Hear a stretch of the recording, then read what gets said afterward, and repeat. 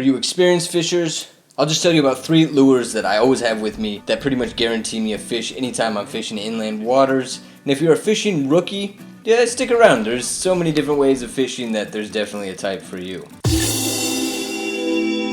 I'm Koaw, this is Casual Outdoors Weekly. We're going over nature activities to do for the benefit of our health and happiness. And for this activity, you sort of have to have a moral compass that allows for what is the inherent barbarism that is recreational fishing. Is barbarism even a word? Barbarism. Extreme cruelty or brutality. Okay, that works.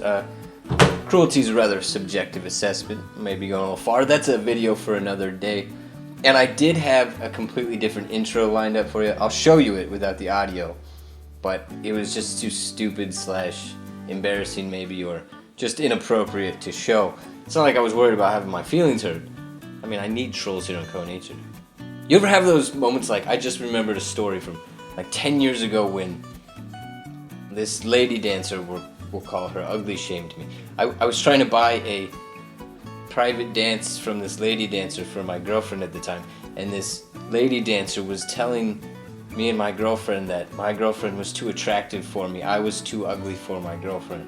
So yes, I was ugly shamed by a woman whose job predominantly depends on tips. And that's one reason I don't go to lady dancer clubs anymore.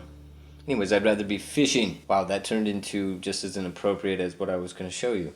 Irony. Anyways, this week's casual outdoors activity is to go fishing. Fishing can be done in so many different ways, from using your hands, to using a net, to using a rod and reel, to using a stick wedged in the ground with a line on it, to fishing underwater with a spear, or a mechanical spear, or even underwater with a rod and reel. There's so many ways to go about fishing. Here in the States, kids usually get a fish for free, and people with disabilities. Also be on the lookout for those free fishing days that your states offer. There's usually a weekend in there. You can get day passes, you can get 2-day passes, you can get 1-week passes. Technically they're licenses, but it can be cheap. So the easiest and most relaxing way to go about fishing with a rod and reel is to pick a spot from shore or on a boat, drop anchor, set up a simple jigging or bobber rig with either live bait or a plastic worm. Just put your line in the water and wait. This is the absorbing nature kind of fishing.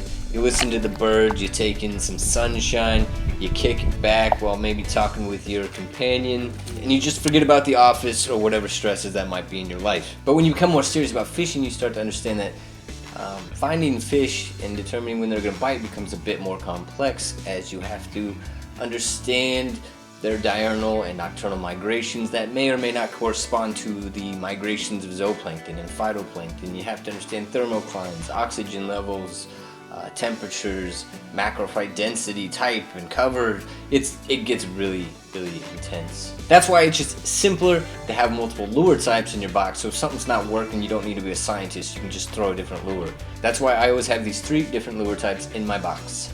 So I always have some Rapala shadow wraps with me. These are jerk baits, and they're awesome at mimicking wounded minnows. They have deep divers, shallow versions. They're just great. I also have my Rapala DT series with me, usually a 6, 10, and 16. A 6 goes to 6 feet, 10 to 10 feet, 16 to 16 feet, you get it. These are just great for hitting that exact level in the water column that you want to hit. And then there are spinner baits. Of course, I love these because they're a versatile lure type.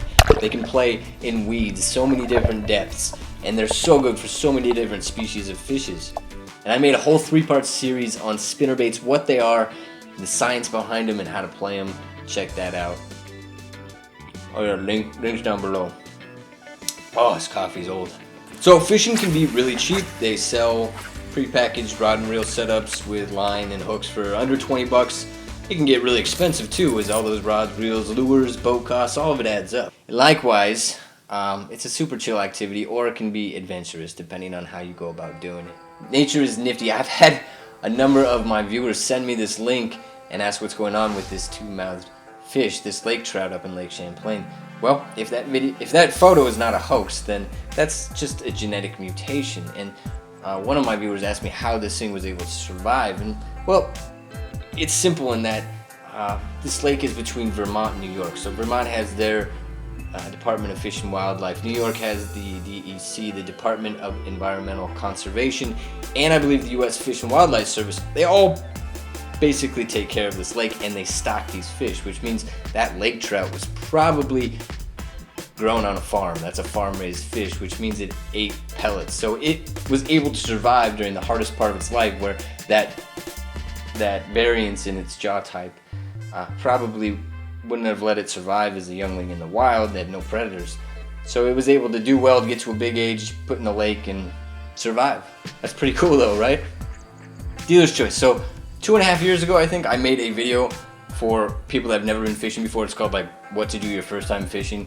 It's got some great info in it. The production's terrible, but the information's great at least. And butterfly photos, this is the last week I'll take them, because I'm gonna start giving those shout outs to the people that have sent them to me next week or the next week. Spread some knowledge, be nature heroic. I will see you next week.